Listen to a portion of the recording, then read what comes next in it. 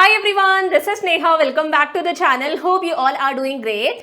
तो कल हम लोगों ने करा था क्लास 11 बिजनेस स्टडीज का हमारा chapter number 1 business trade and commerce. कुछ बुक्स में नाम होगा nature and purpose of business. अब आज हम लोग करेंगे हमारा chapter number 2 forms of business organisation. काफी लेंदी चैप्टर है, +1 शॉर्ट लेक्चर है। एक ही वीडियो में हम लोग ये पूरा चैप्टर कवर करेंगे, वो भी काफी डिटेल में। अच्छा देखो, जितने भी नोट्स मैं यहाँ पर यूज कर रही हूँ ये सारे नोट्स आपको मिलेंगे मेरे टेलीग्राम चैनल पर, जिसका नाम है NY classes bye Neha Jangid. तो ये सारे नोट्स आप टेलीग्राम चैनल से कलेक्ट कर सकते हो, सब कुछ फ्री ऑफ कॉस्ट है। शुरू करें फटाफट से।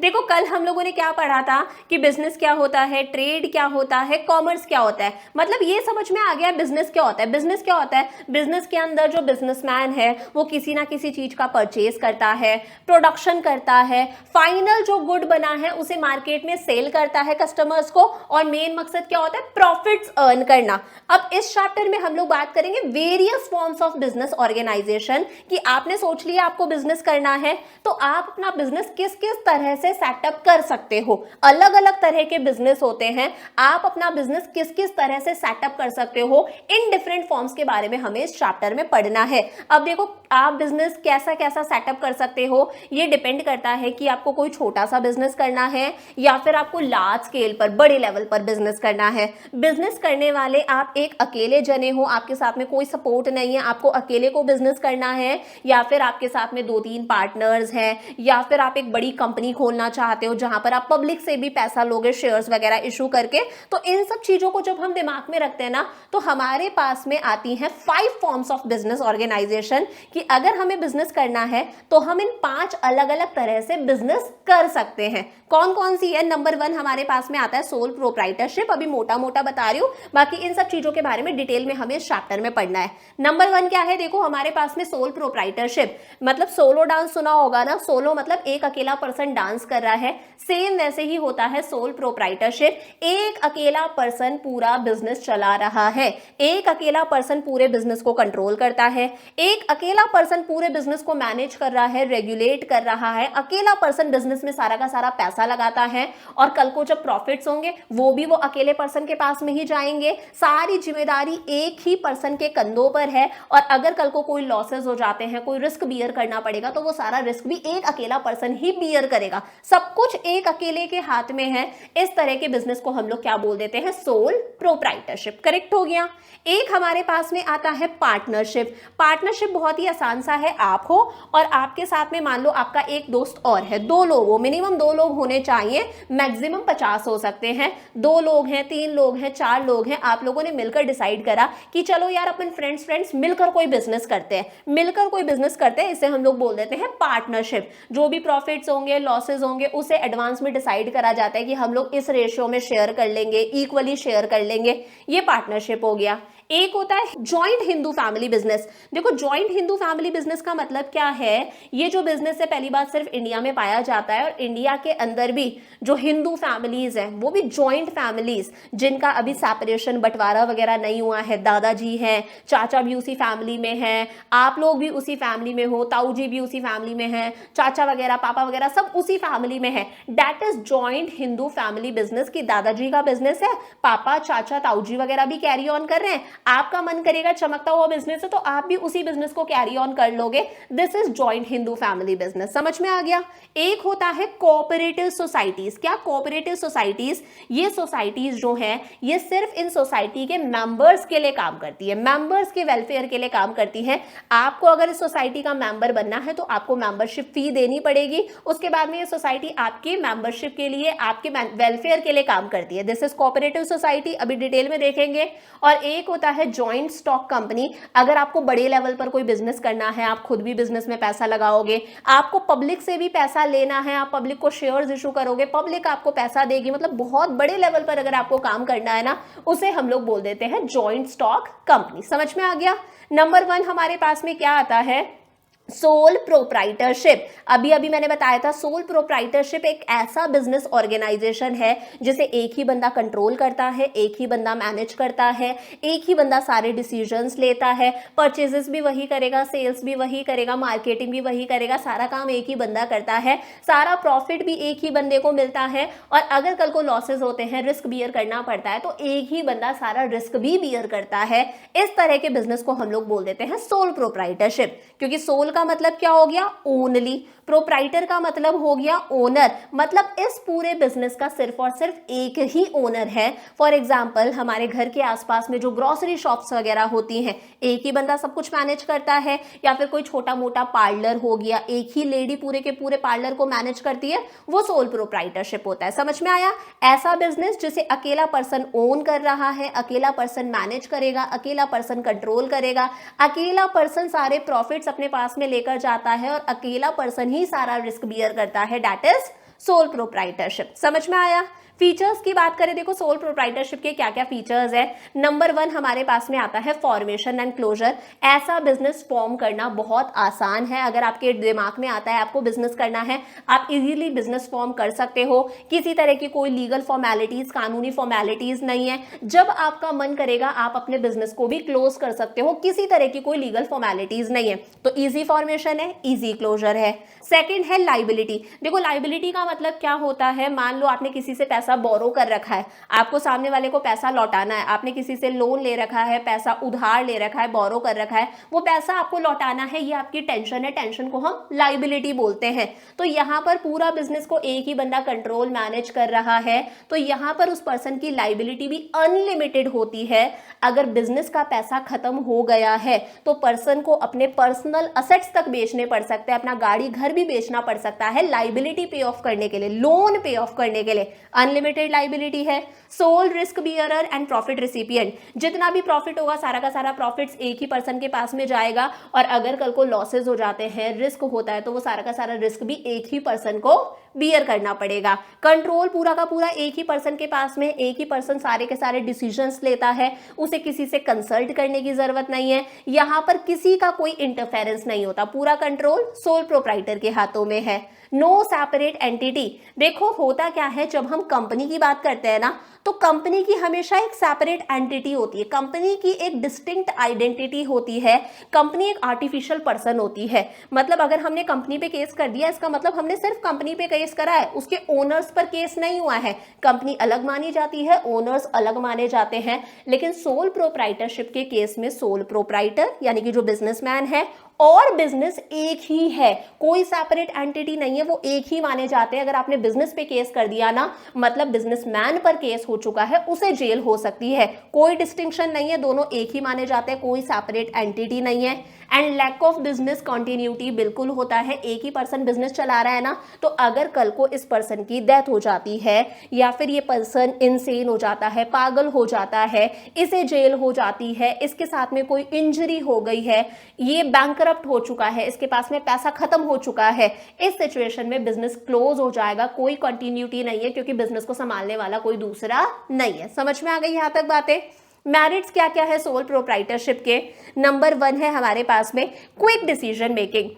देखो यहाँ पर सोल प्रोप्राइटर को किसी से भी कोई डिसीजन लेते टाइम पर कंसल्ट करने की जरूरत नहीं है, सारे बिजनेस के डिसीजंस वो खुद लेता है, तो ऑब्वियस ही बात है वो डिसीजंस जल्दी ले सकता है, किसी से कंसल्ट करने की जरूरत नहीं है, फटाफट से डिसीजंस लेगा। कॉन्फिडेंशियलिटी ऑफ इंफॉर्मेशन, देखो इस बिजनेस को कोई भी लॉ गवर्न नहीं करता, कोई लॉ गवर्न नहीं कर रहा, कोई लीगल रेस्ट्रिक्शंस नहीं है, कोई कानूनी रेस्ट्रिक्शंस नहीं है। तो सोल प्रोप्राइटर के लिए जरूरी नहीं है कि वो अपने बिजनेस से रिलेटेड जो इंफॉर्मेशन है, अपना प्रॉफिट एंड लॉस अकाउंट हो गया, बैलेंस शीट वगैरह हो गई, इन्हें कहीं पब्लिश करे। उसके लिए जरूरी नहीं है पब्लिक को वो इन सब चीजों के बारे में बताए। तो ऑब्वियस ही बात है वो बिजनेस से रिलेटेड इंफॉर्मेशन को कॉन्फिडेंशियल रख सकता है, सीक्रेट रख सकता है, कॉन्फिडेंशियलिटी है। डायरेक्ट इनिशिएटिव है, जितना भी प्रॉफिट हो रहा है, वो जितने भी एफर्ट्स डाल रहा है, उसकी वजह से जितने भी प्रॉफिट्स होंगे उन सबका सोल रिसिपिएंट कौन है? सिर्फ और सिर्फ सोल प्रोप्राइटर। जितना भी इंसेंटिव है, जितना भी प्रॉफिट है, किसके पास में जाएगा? सिर्फ बिजनेसमैन के पास में, ओनर के पास में जाएगा।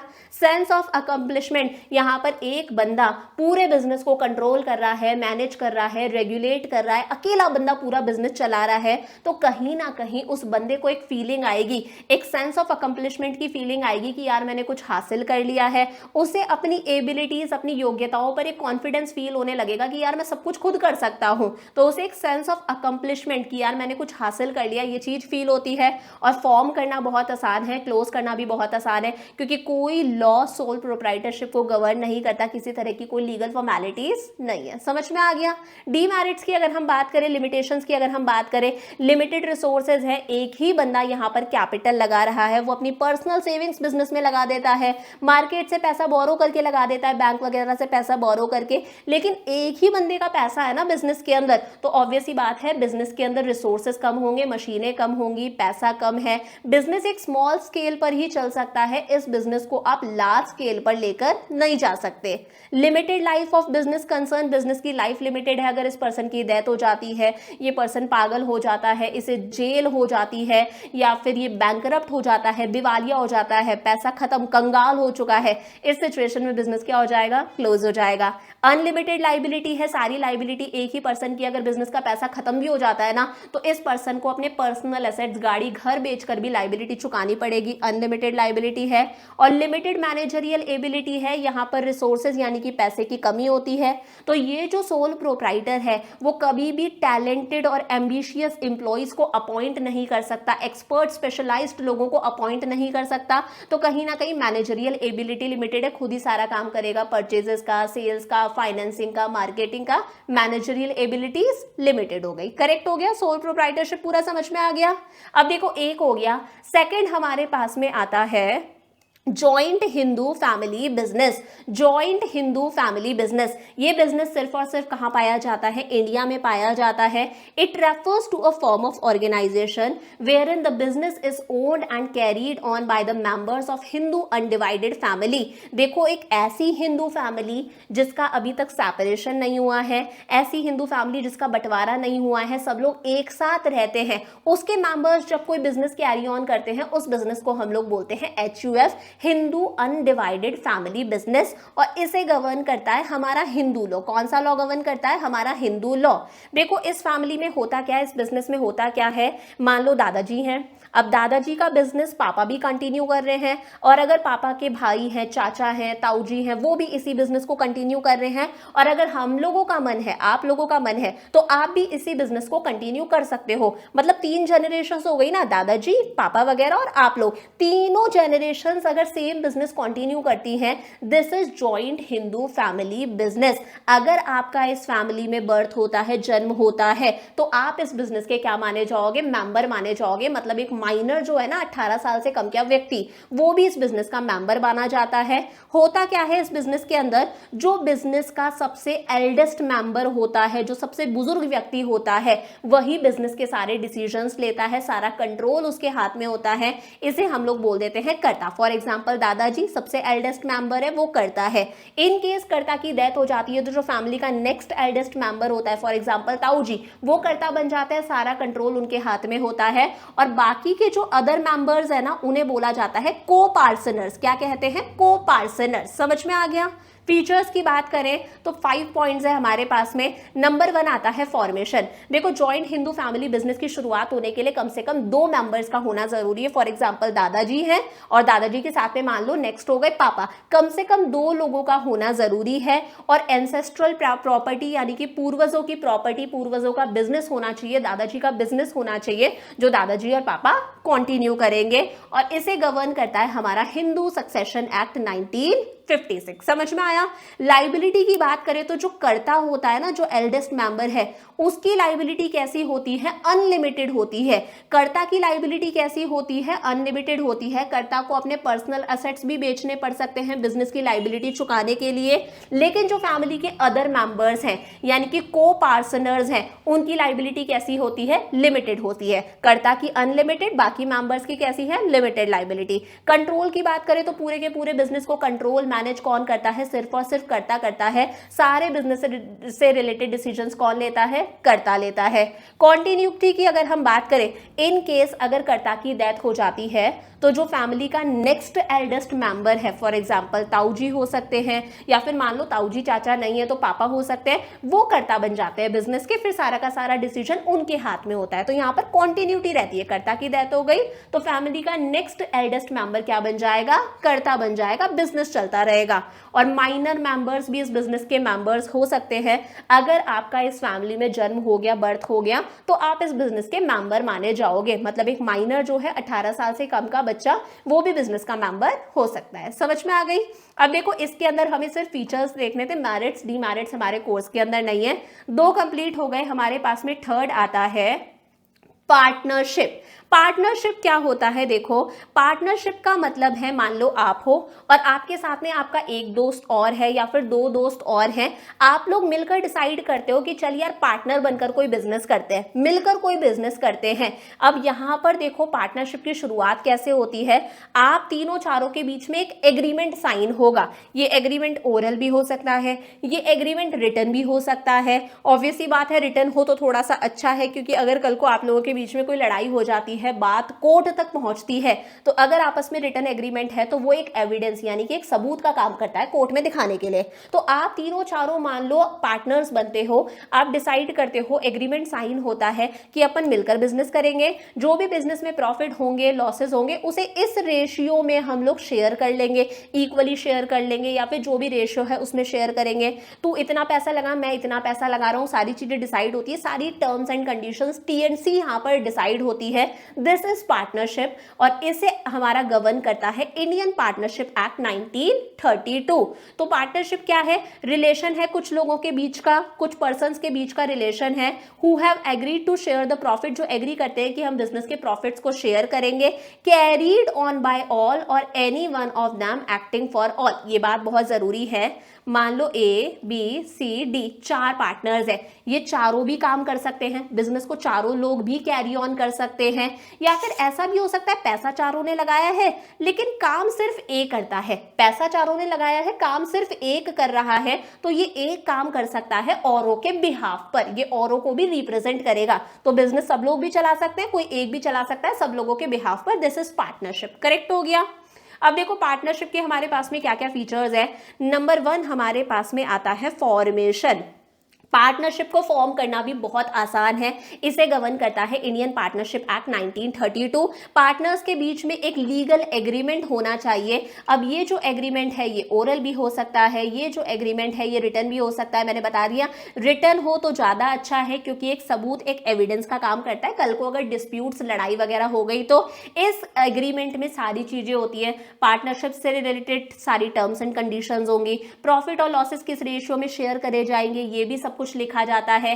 कल को अगर किसी नए पार्टनर का एडमिशन होगा, मान लो ए बी सी है 3 पार्टनर, कोई नया पार्टनर डी आना चाहता है तो हम कौन से रूल्स रेगुलेशंस फॉलो करेंगे, कोई पार्टनर रिटायर होना चाहता है जाना चाहता है तो कौन से रूल्स रेगुलेशंस फॉलो करे जाएंगे, सारी चीजें इस एग्रीमेंट में मेंशन होनी चाहिए। समझ में आया? फॉर्म करना आसान है।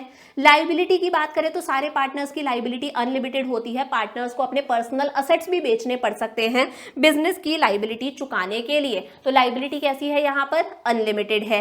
रिस्क बियरिंग है, जितना भी रिस्क होगा वो सारे के सारे पार्टनर्स मिलकर शेयर करेंगे, और रिस्क और प्रॉफिट्स वगैरह जो भी प्रॉफिट है जो भी लॉसेस वगैरह है वो किस रेशियो में शेयर करे जाएंगे, ये रेशियो पहले से डिसाइड हो जाता है इस लीगल एग्रीमेंट के अंदर। इक्वली भी हो सकता है कि 1:1 के अंदर प्रॉफिट्स लॉसेस शेयर करे जाएंगे, डिफरेंट रेशियो भी हो सकता है, ये पहले से डिसाइड करा जाता है। डिसीजन मेकिंग एंड कंट्रोल की बात करें तो जितने भी फर्म से रिलेटेड डिसीजंस है वो सारे पार्टनर्स के म्यूचुअल कंसेंट से लिए जाते हैं, मिलकर लिए जाते हैं। मान लो 20 पार्टनर्स हैं, 19 पार्टनर्स किसी चीज पर एग्री करते हैं और एक पार्टनर अगर एग्री नहीं करता, इस सिचुएशन में वो चीज नहीं होगी। सारे पार्टनर्स एग्री होने चाहिए, सारे पार्टनर्स का जॉइंट एफर्ट होता है, मिलकर डिसीजंस लेने हैं। कॉन्टिन्यूटी की अगर हम बात करें, अगर मान लो किसी एक पार्टनर की भी डेथ हो जाती है, एक पार्टनर भी रिटायर हो जाता है, ए बी सी डी। अगर डी की डेथ हो जाती है या डी रिटायर हो जाता है, डी के पास में इंसॉल्वेंसी हो जाती है कि पैसा बिल्कुल खत्म हो चुका है, बैंकरप्ट दिवालिया हो चुका है या फिर पागल इंसेन हो चुका है, इस सिचुएशन में पार्टनरशिप खत्म हो जाती है। अगर बचे हुए पार्टनर्स बिजनेस कैरी ऑन करना चाहते हैं तो इनके बीच में एक नया एग्रीमेंट साइन होगा। पुरानी पार्टनरशिप खत्म हो गई, अब नई पार्टनरशिप की शुरुआत होगी, नया एग्रीमेंट साइन होगा। नंबर ऑफ पर्संस हमेशा याद रखना, नंबर ऑफ पार्टनर्स कितने हैं। मिनिमम यहां पर बिजनेस स्टार्ट करने के लिए 2 लोगों की रिक्वायरमेंट होती है, क्योंकि एक अकेला पर्सन खुद का पार्टनर नहीं बन सकता, कम से कम 2 पार्टनर्स होने चाहिए। मैक्सिमम पर लिमिट है, मैक्सिमम 50 हो सकते हैं। हमारा कंपनीज रूल्स 2014 का रूल नंबर 10 कहता है कि मैक्सिमम 50 पार्टनर्स हो सकते हैं, 50 से ज्यादा नहीं हो सकते। 50 से ज्यादा होंगे तो आप पार्टनरशिप में काउंट नहीं होगे, आप कंपनी में काउंट होने लग जाओगे। तो मिनिमम 2, मैक्सिमम कितने हो सकते हैं, 50 हो सकते हैं, 50 हो सकते हैं। लास्ट है म्यूचुअल एजेंसी। म्यूचुअल एजेंसी का मतलब है हर पार्टनर एक दूसरे का एजेंट भी होता है और हर पार्टनर एक दूसरे का प्रिंसिपल भी होता है। इस बात का मतलब क्या है, मान लो ए बी सी 3 पार्टनर्स है। मान लो ए कोई मीटिंग करता है किसी क्लाइंट के साथ में, ए कोई मीटिंग करता है अपने क्लाइंट के साथ में, ए मीटिंग कर रहा है, जो काम करता है उसे हम क्या बोल देते हैं, एजेंट बोल देते हैं। तो ये जो एजेंट है ये किसे रिप्रेजेंट कर रहा है, ये एक अकेला जो ए है वो बी और सी को भी तो रिप्रेजेंट कर रहा है, इन्हें भी शो कर रहा है ना। तो ए यहाँ पर एजेंट है, जो काम करता है वो एजेंट कहलाता है, और बी और सी को भी रिप्रेजेंट कर रहा है ना, बी और सी क्या कहलाएंगे, प्रिंसिपल कहलाएंगे। तो हर पार्टनर एक दूसरे का एजेंट भी होता है, प्रिंसिपल भी होता है। ए का जो काम है वो बी और सी को भी बाइंड करेगा, ए बी और सी को भी रिप्रेजेंट कर रहा है। तो आपस में कैसा रिलेशन होता है, एजेंट और प्रिंसिपल का रिलेशन होता है, म्यूचुअल एजेंसी है। समझ में आ गया यहां तक। आगे देखो बात करते हैं पार्टनरशिप के मेरिट्स क्या क्या हैं। तो नंबर 1 हमारे पास में आता है फॉर्म करना आसान है, क्लोज करना भी आसान है। आपस में एक एग्रीमेंट साइन कर लो जिसमें सारी की सारी टर्म्स एंड कंडीशन सब कुछ होगा, तो पार्टनरशिप फॉर्म भी हो सकती है। और आपस में डिसाइड कर लो तो इस पार्टनरशिप को हम इजीली क्लोज भी कर सकते हैं। लीगल फॉर्मेलिटीज बहुत कम है, सोल प्रोप्राइटरशिप की तरह।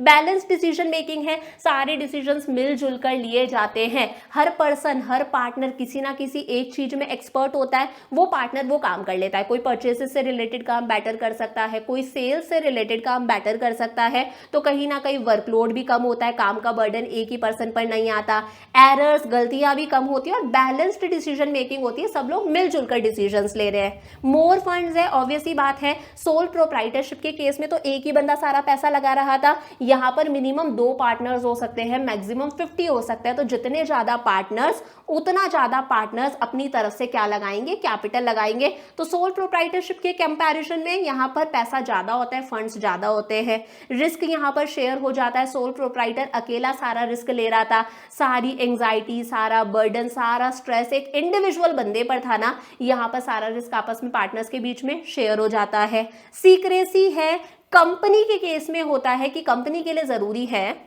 कि कंपनी अपने अकाउंट्स, अपना प्रॉफिट एंड लॉस अकाउंट, अपना बैलेंस शीट वगैरह, ट्रेडिंग एंड P&L सारी चीजें जो है वो पब्लिश करे, जनरल पब्लिक को इन सब चीजों के बारे में बताए। लेकिन पार्टनरशिप के लिए जरूरी नहीं होता, पार्टनरशिप के लिए लीगली जरूरी नहीं है, कानूनी जरूरी नहीं है कि एक पार्टनरशिप फर्म अपने अकाउंट्स पब्लिक को डिस्क्लोज करे, पब्लिक को अपने अकाउंट्स के बारे में बताए। तो पार्टनरशिप फर्म हमेशा अपनी चीजों को कॉन्फिडेंशियल यानी कि सीक्रेट रख सकती है, यहां पर सीक्रेसी बरकरार रहती है। समझ में आया।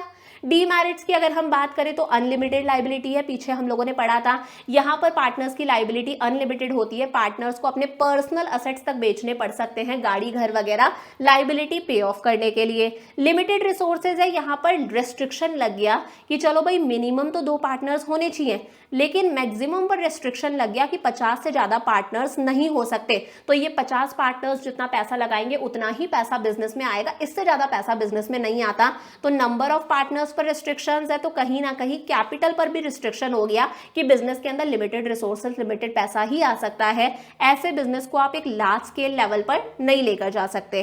पॉसिबिलिटी ऑफ कॉन्फ्लिक्ट हो सकता है, देखो बहुत सारे पार्टनर्स है, मान लो 50 पार्टनर है, हर पार्टनर का ओपिनियन अलग अलग हो सकते हैं, कोई कुछ कह रहा है, कोई कुछ कह रहा है, आपस में डिस्प्यूट्स, आपस में कॉन्फ्लिक्ट्स, लड़ाई होना बहुत ही ऑब्वियस है। लैक ऑफ कॉन्टिन्यूटी है, A, B, C, D 4 partners है, अगर डी की डेथ हो जाती है, वो रिटायर हो जाता है, वो इंसॉल्वेंट हो जाता है या फिर पागल हो जाता है, इस सिचुएशन में पुरानी पार्टनरशिप खत्म हो जाएगी। ए बी सी अगर चाहते हैं तो उनके बीच में एक नया एग्रीमेंट साइन होगा, नए पार्टनरशिप की शुरुआत होगी। तो कॉन्टिन्यूटी नहीं है यहाँ पर। और लैक ऑफ पब्लिक कॉन्फिडेंस है। पीछे हम लोगों ने देखा था कि पार्टनरशिप फर्म के लिए जरूरी नहीं होता कि वो अपने अकाउंट्स पब्लिश करे, जनरल पब्लिक को अपने P&L, अपनी बैलेंस शीट वगैरह के बारे में बताए। तो कहीं ना कहीं जनरल पब्लिक का पार्टनरशिप में विश्वास कम होता है। जनरल पब्लिक जो है वो इजीली पार्टनरशिप फर्म पर विश्वास नहीं कर पाती, क्योंकि पार्टनरशिप अपने अकाउंट्स को डिस्क्लोज नहीं करती। समझ में आ गया? यहां तक क्लियर है सारी चीजें? अब देखो आगे हम लोग बात करते हैं टाइप्स ऑफ पार्टनर्स। अलग अलग तरह के पार्टनर्स होते हैं। There are 6 types of partners. Active partner, sleeping partner जिसे हम डोरमेंट पार्टनर भी बोलते हैं। एक होता है सीक्रेट पार्टनर, कि ये पार्टनर है, ये बात कभी भी जनरल पब्लिक को बताई नहीं जाती, उनसे छुपाई जाती है, आम जनता को नहीं पता होता कि पर्सन जो है वो पार्टनर है। एक होता है नॉमिनल पार्टनर, एक है पार्टनर बाय एस्ट्रोपल, और एक होता है partner by holding out. One by one discuss करते हैं। सबसे पहले टेबल के थ्रू बता देती हूँ, देन हम लोग डेफिनेशंस की बात करेंगे। 6 तरह के पार्टनर्स हमारे पास में है: active, sleeping, secret, nominal, partner by estoppel and partner by holding out. अब देखो 4 चीजें हैं, ध्यान रखना। एक होता है कैपिटल कंट्रीब्यूशन, कि कौन सा पार्टनर कैपिटल कंट्रीब्यूट करता है, बिजनेस में पैसा लगाता है, कौन सा पार्टनर पैसा नहीं लगाता। पार्टिसिपेशन इन मैनेजमेंट, कौन सा पार्टनर बिजनेस की डे टू डे एक्टिविटीज में पार्टिसिपेट करता है, कौन सा नहीं करता। Share in profit and loss, कौन सा पार्टनर बिजनेस के प्रॉफिट्स और लॉसेज में हिस्सा लेता है, कौन सा पार्टनर नहीं लेता। और अनलिमिटेड लाइबिलिटी, हमें पता है पार्टनरशिप के अंदर पार्टनर्स की लाइबिलिटी कैसी होती है, अनलिमिटेड होती है। तो हर पार्टनर की लाइबिलिटी कैसी है, अनलिमिटेड है। हर पार्टनर की लाइबिलिटी अनलिमिटेड है। पार्टनर को अपने पर्सनल असेट्स भी बेचने पड़ सकते हैं लाइबिलिटी पे ऑफ करने के लिए। सबसे पहला है एक्टिव पार्टनर। देखो एक्टिव पार्टनर एक ऐसा पार्टनर है जो बिजनेस में पैसा भी लगाता है, जो बिजनेस के मैनेजमेंट यानी कि डे टू डे एक्टिविटीज में पार्टिसिपेट भी करता है, सारा काम भी कर रहा है, प्रॉफिट्स और लॉसेज में से अपना शेयर भी लेगा, और लाइबिलिटी तो डेफिनेटली इसकी कैसी होती है, अनलिमिटेड होती है। समझ में आ गया? एक होता है स्लीपिंग पार्टनर, डोरमेंट पार्टनर, सोता हुआ पार्टनर, हमेशा सोता रहता है। ये बिजनेस में पैसा भी लगा देगा, प्रॉफिट्स और लॉसेस में से अपना शेयर भी लेगा, लाइबिलिटी भी अनलिमिटेड है, लेकिन ये बिजनेस की day to day activities management में पार्टिसिपेट नहीं करता, सोता रहता है। ये स्लीपिंग पार्टनर हो गया। एक होता है सीक्रेट पार्टनर। ये पार्टनर है, लेकिन ये पार्टनर है, ये बात जनरल पब्लिक को, आम जनता को बताई नहीं जाती है, सीक्रेट रखी जाती है। पैसा लगा रहा है, मैनेजमेंट में पार्टिसिपेट कर रहा है, प्रॉफिट्स लॉसेस में से अपना शेयर ले रहा है, लाइबिलिटी अनलिमिटेड है, लेकिन ये बंदा बिजनेस का पार्टनर है, ये बात जनरल पब्लिक से छुपाई जाती है, हम लोगों से छुपाई जाती है। एक होता है नॉमिनल पार्टनर। देखो ये जो है ये फर्म का पार्टनर नहीं होता, याद रखना, नॉमिनल पार्टनर फर्म का पार्टनर नहीं होता, लेकिन फिर भी ये बंदा फर्म को अलाउ करता है। फर्म मतलब जो पार्टनरशिप फर्म है, जो बिजनेस है, फिर भी ये बंदा बिजनेस को अलाउ करता है, फर्म को अलाउ करता है कि फर्म इस पर्सन का नाम यूज कर ले एज अ पार्टनर, क्योंकि फर्म अगर इस पर्सन का नाम एज अ पार्टनर यूज करेगी, हो सकता है ये जो बंदा है ये कोई बड़ा सेलिब्रिटी है, अगर फर्म इस बंदे का नाम यूज करेगी कि ये हमारा पार्टनर है, तो उससे फर्म की गुडविल इंक्रीज हो जाए, फर्म की रेप्यूटेशन इंप्रूव हो जाए। समझ में आया? तो नॉमिनल पार्टनर फर्म का पार्टनर नहीं होता। ये समझ लो ये कोई सेलिब्रिटी है, ये फर्म का पार्टनर नहीं है, लेकिन फर्म को ये अलाउ कर रहा है, परमिशन दे रखा है कि तुम मेरा नाम यूज कर सकते हो एज अ पार्टनर, तुम लोगों को बता सकते हो कि मैं तुम्हारा पार्टनर हूं, और इस काम के लिए ये बंदा फर्म से मोटा पैसा ले लेता है। तो ये बिजनेस में कैपिटल भी नहीं लगा रहा, ये मैनेजमेंट में भी पार्टिसिपेट नहीं कर रहा, ये प्रॉफिट्स लॉसेज में से अपना शेयर भी नहीं लेता, लेकिन जनरल पब्लिक की नजर में ये पार्टनर है ना, तो इससे इसकी लाइबिलिटी हो जाती है अनलिमिटेड। समझ में आ गया? एक होता है पार्टनर बाय एस्ट्रोपल। देखो पार्टनर बाय एस्ट्रोपल का मतलब है ये भी फर्म का पार्टनर नहीं होता। मान लो ए बी सी 3 पार्टनर्स हैं फर्म के। अब ए जो है, ए किसी क्लाइंट से मिलता है, ए किसी क्लाइंट से मिलता है, मीटिंग करता है, और क्लाइंट का नाम है मान लो डी। ठीक है, तो ए जब क्लाइंट से मिलने जा रहा है शाम को डिनर करने के लिए मीटिंग पर, तो ए अपने साथ में अपने एक फ्रेंड को भी ले जाता है, एच को भी ले जाता है। फ्रेंड को लेकर गया है, एच फर्म का पार्टनर नहीं है। तो कहीं ना कहीं जब नेगोशिएशन होता है, जब ए और एच डी से बात करते हैं, नेगोशिएशन करते हैं, मोल भाव करते हैं, तो एच उसमें एक्टिवली पार्टिसिपेट करता है, और डी यानी कि क्लाइंट को लगता है कि एच भी इस फर्म का पार्टनर है। हालांकि वो पार्टनर नहीं है, लेकिन उस बंदे के एक्शंस, उसके काम ही ऐसे हैं कि थर्ड पार्टी को लग रहा है ये फर्म का पार्टनर है। इस एच को बोला जाता है पार्टनर बाय एस्ट्रोपल। ये पार्टनर नहीं है तो बिजनेस में पैसा भी नहीं लगाएगा, मैनेजमेंट में पार्टिसिपेट भी नहीं कर रहा, प्रॉफिट लॉसेस में से अपना शेयर भी नहीं ले रहा, लेकिन थर्ड पार्टी यानी कि डी को लग रहा है ये फर्म का पार्टनर है एच, तो इसकी लाइबिलिटी हो जाती है अनलिमिटेड। क्लियर हो गया। और लास्ट आता है पार्टनर बाय होल्डिंग आउट। देखो नॉमिनल पार्टनर जैसा ही है पार्टनर बाय होल्डिंग आउट, सिर्फ इतना सा डिफरेंस है कि यहां पर वो जो बंदा था, जो सेलिब्रिटी था, जो शाहरुख खान था, उसको पता था कि फर्म उसका नाम यूज कर रही है एज अ पार्टनर, उसने इस चीज के पैसे ले रखे थे। लेकिन वहां यहां पर जो सेलिब्रिटी है, मैंने एग्जांपल सेलिब्रिटी का दिया है, यहां पर जो शाहरुख खान है उसे नहीं पता कि फर्म उसका नाम यूज कर रही है एज अ पार्टनर। ठीक है, उसकी परमिशन से उसका नाम यूज करा नहीं जा रहा है, फर्म किसी बंदे का नाम यूज कर रही है एज अ पार्टनर उस बंदे की परमिशन के बिना। समझ में आया। और अब मान लो उस बंदे को पता भी चल चुका है कि यार फर्म मेरा नाम यूज कर रही है एज अ पार्टनर, और फिर भी वो बंदा कोई एक्शन नहीं ले रहा, फर्म को अपना नाम यूज करने देता है, उसे हम बोल देते हैं पार्टनर बाय होल्डिंग आउट। इस बंदे ने पैसा भी नहीं लगाया, मैनेजमेंट में भी पार्टिसिपेट नहीं कर रहा, प्रॉफिट्स लॉसेस में से अपना शेयर भी नहीं ले रहा, लेकिन फर्म इसका नाम यूज कर रही है एज अ पार्टनर, तो कहीं ना कहीं जनरल पब्लिक की नजर में ये पार्टनर है, तो इसकी लाइबिलिटी क्रिएट हो जाती है अनलिमिटेड लाइबिलिटी। लेकिन इन केस अगर ये बंदा डिनाई कर देता है, ये बोल देता है कि मैं फर्म का पार्टनर नहीं हूं, इस सिचुएशन में इसकी लाइबिलिटी क्रिएट नहीं होगी। समझ में आ गया। यहां पर बंदे ने पैसा ले रखा था, बंदे को पता था मेरा नाम यूज करा जा रहा है, यहां पर बंदे की परमिशन के बिना उसका नाम यूज करा जा रहा है एज अ पार्टनर, लेकिन अब अगर बंदे को पता चल भी गया है फिर भी बंदा कोई एक्शन नहीं ले रहा, that is partner by holding out. Correct हो गया। अब इन्हीं को मैंने डिटेल में यहां पर लिख रखा है, स्क्रीनशॉट ले लो, सिर्फ रीडिंग लगा लेना, समझ में आ जाएगा। करेक्ट हो गया। देखो लास्ट वाले में वही लिखा है, in case he is not really partner, अगर वो पार्टनर नहीं है और वो अपने आप को अगर लाइबिलिटी से बचाना चाहता है तो वो डिनायल इशू कर दे, डिनाई कर दे, लिखत में दे दे कि मैं पार्टनर नहीं हूं, तो वो लाइबिलिटी से बच जाएगा, पार्टनर बाय होल्डिंग आउट। समझ में आ गया। आगे देखो बात करते हैं टाइप्स ऑफ पार्टनरशिप की। तो पार्टनरशिप के भी कुछ टाइप्स होते हैं, अलग अलग तरह की पार्टनरशिप होती है, दो कैटेगरीज में हम डिवाइड करते हैं। एक है on the basis of duration, एक है on the basis of liability. Duration के बेसिस पर दो तरह की पार्टनरशिप होती है, पार्टनरशिप एट विल और एक होती है particular partnership. Partnership at will का मतलब है कि इस पार्टनरशिप की स्टार्टिंग भी पार्टनर्स की विल पर होती है, पार्टनर्स की इच्छा पर ही पार्टनरशिप की शुरुआत होगी। जब पार्टनर्स एग्री करे हैं तो पार्टनरशिप की शुरुआत हो गई। जब पार्टनर्स की विल होगी, विल मतलब इच्छा होगी, तभी इस पार्टनरशिप को एंड भी करा जा सकता है। किसी भी पार्टनर ने रिटर्न में दे दिया कि मैं ये पार्टनरशिप छोड़ना चाहता हूँ, एग्जिट करना चाहता हूँ, तो पार्टनरशिप एंड हो जाएगी। तो इस पार्टनरशिप की स्टार्टिंग भी पार्टनर्स की इच्छा पे होती है, ये पार्टनरशिप एंड भी पार्टनर्स की इच्छा पर हो जाएगी। ये है पार्टनरशिप एट विल। लेकिन एक होती है पर्टिकुलर पार्टनरशिप। अगर कोई पार्टनरशिप किसी स्पेसिफिक पर्पस के लिए फॉर्म हुई है, फॉर एग्जांपल बिल्डिंग बनाने के लिए, डैम बनाने के लिए, टनल बनाने के लिए, अगर कोई पार्टनरशिप किसी स्पेसिफिक काम के लिए फॉर्म हुई है, या फिर अगर कोई पार्टनरशिप का एक स्पेसिफिक ड्यूरेशन है, टाइम पीरियड है, 2 साल की पार्टनरशिप, 3 साल की पार्टनरशिप, तो जैसे ही ये काम पूरा हो जाएगा या फिर जैसे ही ये ड्यूरेशन खत्म हो जाएगी, ये पार्टनरशिप अपने आप खत्म हो जाती है। This is particular partnership. समझ में आ गया। एक बार रीडिंग मार ले।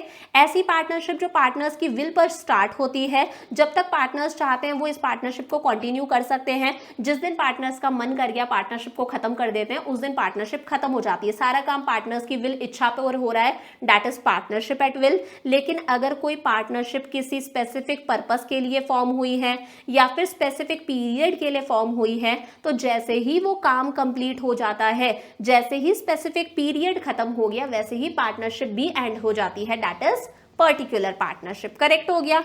अब एक है हमारे पास में लाइबिलिटी के बेसिस पर जनरल पार्टनरशिप और लिमिटेड पार्टनरशिप। जनरल पार्टनरशिप के अंदर पार्टनर्स की लाइबिलिटी कैसी होती है, अनलिमिटेड हो सकती है। पार्टनर्स को अपने पर्सनल असेट्स भी बेचने पड़ सकते हैं लाइबिलिटी पे ऑफ करने के लिए। लेकिन लिमिटेड पार्टनरशिप के अंदर क्या होता है, एक पार्टनर की लाइबिलिटी तो कैसी होती है, अनलिमिटेड होती है, कि उसे तो अपने पर्सनल असेट्स बेचने पड़ सकते हैं लाइबिलिटी चुकाने के लिए, लेकिन बाकी जितने भी अदर पार्टनर्स है ना, उनकी लाइबिलिटी कैसी होती है, लिमिटेड होती है। उनका जितना शेयर है ना, जितना हिस्सा है, उतनी ही उनकी लाइबिलिटी होती है, इससे ज्यादा उनकी लाइबिलिटी नहीं होती। जनरल पार्टनरशिप का रजिस्ट्रेशन करवाना कंपलसरी नहीं है, ऑप्शनल है, लेकिन लिमिटेड पार्टनरशिप का रजिस्ट्रेशन करवाना कंपलसरी है। समझ में आया, रजिस्ट्रेशन जरूरी है। वही लिखा है, जनरल पार्टनरशिप में सारे पार्टनर्स की लाइबिलिटी कैसी होती है, अनलिमिटेड होती है। और अगर किसी पार्टनर की डेथ हो जाती है, कोई पार्टनर पागल हो जाता है, रिटायर वगैरह हो जाता है, तो पार्टनरशिप खत्म हो जाती है, रजिस्ट्रेशन ऑप्शनल है। लेकिन लिमिटेड पार्टनरशिप में एक पार्टनर की लाइबिलिटी तो अनलिमिटेड होती है, लेकिन बाकी सारे पार्टनर्स की लाइबिलिटी कैसी होती है, लिमिटेड होती है। यहाँ पर चाहे भी किसी भी पार्टनर की डेथ हो जाए, कोई पार्टनर पागल हो जाए या फिर दिवालिया हो जाए, रिटायर हो जाए, पार्टनरशिप खत्म नहीं होती, पार्टनरशिप चलती जाती है। समझ में आया? और यहाँ पर सारे के सारे डिसीजंस लेने का हक किसके पास में होता है? उस पार्टनर के पास में होता है जिसकी लाइबिलिटी कैसी है, अनलिमिटेड है। एक पार्टनर जिसकी लाइबिलिटी अनलिमिटेड है वही सारे डिसीजंस लेता है। इसका रजिस्ट्रेशन कंपलसरी है। इसका रजिस्ट्रेशन कैसा है? ऑप्शनल है। इसका रजिस्ट्रेशन कंपलसरी है। करेक्ट हो गया यहां तक। आगे बात करते हैं पार्टनरशिप डीड। देखो मैंने बताया पार्टनरशिप की शुरुआत कैसे होती है, जब पार्टनर्स के बीच में क्या साइन होता है, एक एग्रीमेंट साइन होता है। अब ये जो एग्रीमेंट है ये ओरल भी हो सकता है, ये एग्रीमेंट रिटन भी हो सकता है, कोई जरूरी नहीं है, कैसे भी हो सकता है। रिटन वाले को प्रेफरेंस दी जाती है क्योंकि अगर कल को कोई लड़ाई, कोई डिस्प्यूट्स, कोई कॉन्फ्लिक्ट्स हो गए तो अगर रिटन में है तो ये कहीं ना कहीं एक एविडेंस, एक सबूत का काम करता है। समझ में आया? तो ये जो रिटन एग्रीमेंट होता है, इसी रिटन एग्रीमेंट को बोला जाता है पार्टनरशिप डीड। पार्टनरशिप डीड एक रिटन एग्रीमेंट है जिसमें पार्टनरशिप से रिलेटेड सारी की सारी टी&सी होती है, टर्म्स एंड कंडीशंस होती है, सारी चीजें मेंशन होती है। समझ में आ गया? इसमें फर्म का नाम होता है, बिजनेस का नेचर कैसा है, बिजनेस की लोकेशन क्या है, बिजनेस की ड्यूरेशन क्या है, हर पार्टनर ने कितना कितना पैसा लगाया है, प्रॉफिट्स लॉसेस किस रेशियो में शेयर होंगे, हर पार्टनर की क्या ड्यूटी है, हर पार्टनर को कितनी सैलरी मिल रही है, अगर किसी नए पार्टनर का एडमिशन होता है, कोई पुराना पार्टनर रिटायर होता है तो कौन से रूल्स फॉलो करने हैं, interest on capital, interest on drawings कितना मिलेगा, कितना दिया जाएगा, फर्म को किस तरह से डिसोल्यूशन होगा, किस तरह से फर्म खत्म होगी, फर्म को क्लोज कैसे करना है, अकाउंट्स कैसे मेंटेन करने हैं, डिस्प्यूट्स कैसे सॉल्व करने हैं, ये सारी बातें, सारी टर्म्स एंड कंडीशंस इस रिटन एग्रीमेंट में यानी कि पार्टनरशिप डीड में मेंशन होती है। समझ में आया? पार्टनरशिप डीड क्या है? रिटन एग्रीमेंट है जिसमें पार्टनरशिप फर्म की सारी टर्म्स एंड कंडीशन, सारी चीजें मेंशन है। आगे देखो बात करते हैं रजिस्ट्रेशन की। मैंने बताया पार्टनरशिप फर्म का रजिस्ट्रेशन कैसा है, ऑप्शनल है, यानी कि कंपलसरी नहीं है। Registration of partnership firm means the entering of the firms name and the relevant prescribed particulars in the register of firms kept with the registrar of firms. अब देखो रजिस्ट्रेशन करवाने का मतलब क्या होता है, एक होता है रजिस्ट्रार ऑफ फर्म्स। क्या होता है? Registrar of firms. इस रजिस्ट्रार, याद रखना, रजिस्ट्रार ऑफ फर्म्स के पास में एक रजिस्टर होता है। अगर ये रजिस्ट्रार ऑफ फर्म्स अपने रजिस्टर के अंदर फर्म का नाम लिख लेता है, पार्टनरशिप फर्म यानी कि इस बिजनेस का नाम मेंशन कर लेता है, तो हम बोल देते हैं पार्टनरशिप फर्म का रजिस्ट्रेशन हो गया। समझ में आया? लेकिन ये जो रजिस्ट्रार ऑफ फर्म्स है ये ऐसे ही किसी भी फर्म का नाम अपने रजिस्टर में नहीं लिखता, ये सारी चीजें जांच पड़ताल सब कुछ वेरीफाई करता है। अगर ये सेटिस्फाइड हो जाता है तभी अपने रजिस्टर में फर्म का नाम लिखता है, तभी फर्म का रजिस्ट्रेशन होता है। समझ में आया?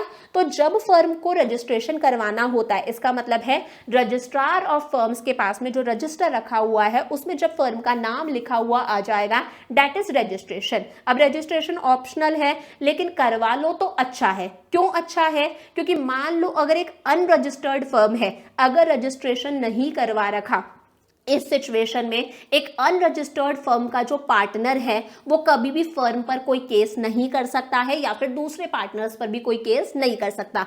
अनरजिस्टर्ड फर्म का पार्टनर फर्म पर या फिर दूसरे पार्टनर्स पर केस नहीं कर सकता। The firm can not file a suit against third party. एक अनरजिस्टर्ड फर्म कभी भी थर्ड पार्टी के अगेंस्ट केस फाइल नहीं कर सकती है। The firm can not file a case against the partners. और एक अनरजिस्टर्ड फर्म कभी अपने खुद के पार्टनर्स पर भी केस नहीं कर सकती है। तो बेटर है रजिस्ट्रेशन करवाई लो।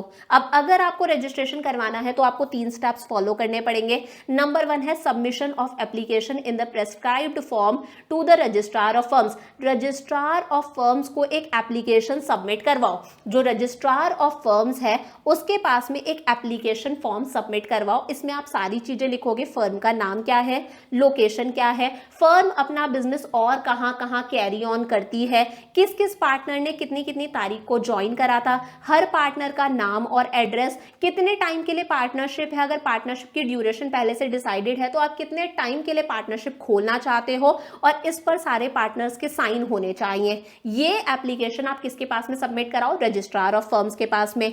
उसके साथ में आपको required fees, registrar of firms को फीस भी देनी है। अगर रजिस्ट्रार ऑफ फर्म सारी चीजों से सेटिस्फाइड हो जाता है, अप्रूवल दे देता है, तो वो अपने रजिस्टर के अंदर फर्म का नाम लिख लेगा और फर्म को इशू करेगा एक सर्टिफिकेट, फर्म को एक सर्टिफिकेट देगा जिसका नाम है सर्टिफिकेट ऑफ रजिस्ट्रेशन। क्या नाम है, सर्टिफिकेट ऑफ रजिस्ट्रेशन। इसका मतलब है फर्म का रजिस्ट्रेशन हो गया। समझ में आया? सबसे पहले एप्लीकेशन फॉर्म, साथ में फीस भी दो। अगर रजिस्ट्रार ऑफ फर्म सेटिस्फाइड हो जाता है, अप्रूवल दे देता है, तो वो रजिस्टर में नाम लिख लेगा और फर्म को एक सर्टिफिकेट देगा, सर्टिफिकेट ऑफ रजिस्ट्रेशन। करेक्ट हो गया यहां तक?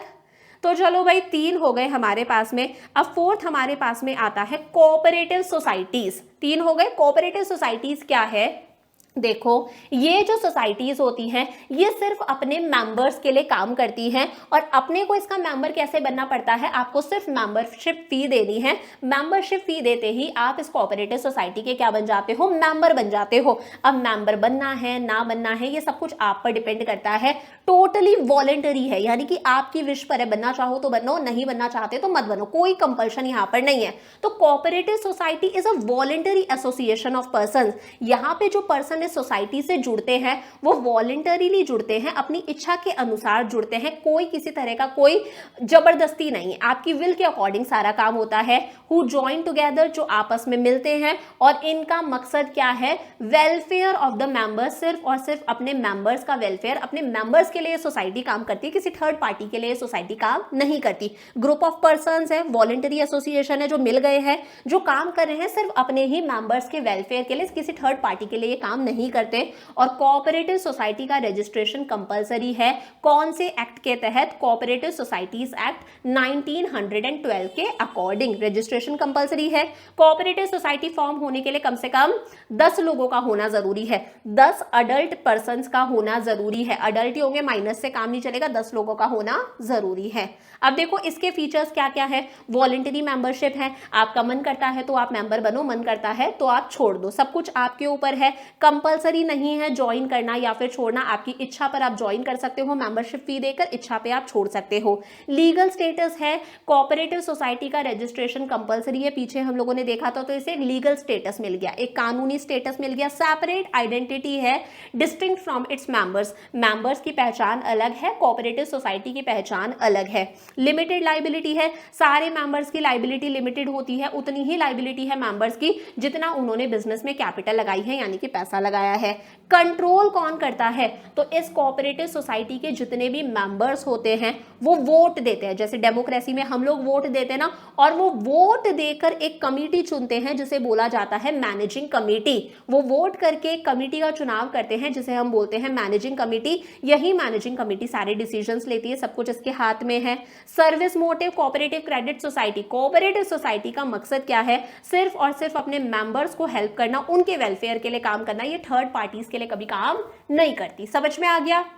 मैरिट्स की अगर हम बात करें, इक्वालिटी इन वोटिंग राइट है, हर मेंबर एक पर्सन का एक वोट, चाहे कोई मेल है चाहे फीमेल है, अमीर है गरीब है, उससे फर्क नहीं पड़ता, हर मेंबर एक वोट देता है, तो कहीं ना कहीं वोटिंग राइट्स में इक्वालिटी है, डेमोक्रेसी है। लिमिटेड लाइबिलिटी है, हर मेंबर की लाइबिलिटी उतनी ही है जितना उसने बिजनेस के अंदर कैपिटल कॉन्ट्रीब्यूट करी है। स्टेबल एग्जिस्टेंस है, कभी भी किसी मेंबर की डेथ हो जाए, बैंकरप्ट हो जाए, पागल हो जाए, कोऑपरेटिव सोसाइटी हमेशा चलती रहेगी, मेंबर आए या जाए कोऑपरेटिव सोसाइटी चलती रहती है। इकोनॉमी इन ऑपरेशंस है, ये कोऑपरेटिव सोसाइटी हमेशा अपने मेंबर्स के लिए काम करती है। यहाँ पर किसी तरह के कोई मिडिलमैन नहीं होते। मान लो रॉ मटेरियल खरीदना है तो सीधे फार्मर से खरीदा जाएगा, सीधे मैन्युफैक्चरर से खरीदा जाएगा, बीच में कोई होलसेलर कोई रिटेलर वगैरह कोई मिडिलमैन नहीं है, तो ऑब्वियस सी बात है रॉ मटेरियल सस्ते में मिल जाएगा। मान लो कोई चीज सेल करनी है कोऑपरेटिव सोसाइटी को, तो वो भी डायरेक्टली कस्टमर को सेल सेल करी जाती है, कोई यहाँ पर होलसेलर रिटेलर का कोई नाटक नहीं है, तो ऑब्वियस ही बात है इसकी कॉस्ट कम से कम आती है, मेंबर्स को फायदा होता है, गवर्नमेंट का हमेशा सपोर्ट मिलता है कोऑपरेटिव सोसाइटी को, सरकार इनसे टैक्सेस भी कम लेती है, इन्हें सब्सिडी यानी कि मॉनेटरी हेल्प पैसे में मदद भी देती है, अगर सरकार इन्हें लोन दे रही है तो उस पर भी सरकार इंटरेस्ट कम लेती है। ईज ऑफ फॉर्मेशन फॉर्म करना बहुत आसान है, कम से कम 10 लोग चाहिए, 10 अडल्ट मेंबर्स चाहिए, बहुत ही थोड़ी बहुत लीगल फॉर्मेलिटीज होती है, आप कोऑपरेटिव सोसाइटी फॉर्म कर सकते हो। लिमिटेशंस की बात करें, लिमिटेड रिसोर्सेज हैं, हालांकि इसमें भी बहुत सारे मेंबर्स होते हैं, लेकिन इसके मेंबर्स उतने ज्यादा रिच नहीं होते हैं, इसके मेंबर्स कंपैरेटिवली थोड़े से पुअर होते हैं, जैसे पुअर किसान वगैरह इसके मेंबर्स होते हैं, तो ये लिमिटेड पैसा ही बिजनेस में लगा सकते हैं, लिमिटेड फीस ही, लिमिटेड कॉन्ट्रीब्यूशन ही दे सकते हैं, तो लिमिटेड रिसोर्सेज होते हैं। लिमिटेड रिसोर्सेज है तो ऑब्वियस ही बात है, ये जो कोऑपरेटिव सोसाइटीज हैं ये अच्छे एम्प्लॉइज को हायर नहीं कर पाती हैं, एक्सपर्ट स्पेशलाइज्ड लोगों को हायर नहीं कर पाती, तो मैनेजरियल इनएफिशिएंसी देखने को मिलती है, खुद ही सारा काम करते हैं। लैक ऑफ सीक्रेसी है, कोऑपरेटिव सोसाइटीज एक्ट कहता है कोऑपरेटिव सोसाइटी के लिए जरूरी है कि वो अपने अकाउंट्स डिस्क्लोज करे, अपने अकाउंट्स पब्लिश करे, अपना trading and profit and loss account, अपनी बैलेंस शीट वगैरह जितने भी अकाउंट्स हैं वो डिस्क्लोज करे, जनरल पब्लिक को इन सब चीजों के बारे में बताए। तो कोऑपरेटिव सोसाइटी के लिए सीक्रेसी, कॉन्फिडेंशियल मैटर्स को सीक्रेट रखना कहीं ना कहीं पॉसिबल नहीं हो पाता, यहाँ पर सीक्रेसी कम है, सरकार का बहुत ज्यादा कंट्रोल होता है, क्योंकि यहाँ पर सरकार बहुत सारा सपोर्ट दे रही है ना, तो अगर सपोर्ट देती है तो सरकार ऑडिटिंग भी करवाती है, अकाउंट्स की चेकिंग करवाती है कि अकाउंट सही तो है ना, ट्रू पोजीशन तो बता रहे हैं ना बिजनेस की। और कोऑपरेटिव सोसाइटीज के लिए जरूरी है कि वो अपने अकाउंट्स गवर्नमेंट को डिपॉजिट करवाए, तो बार बार सरकार का इंटरप्शन, यहाँ पर इंटरफेरेंस देखने को मिलता है।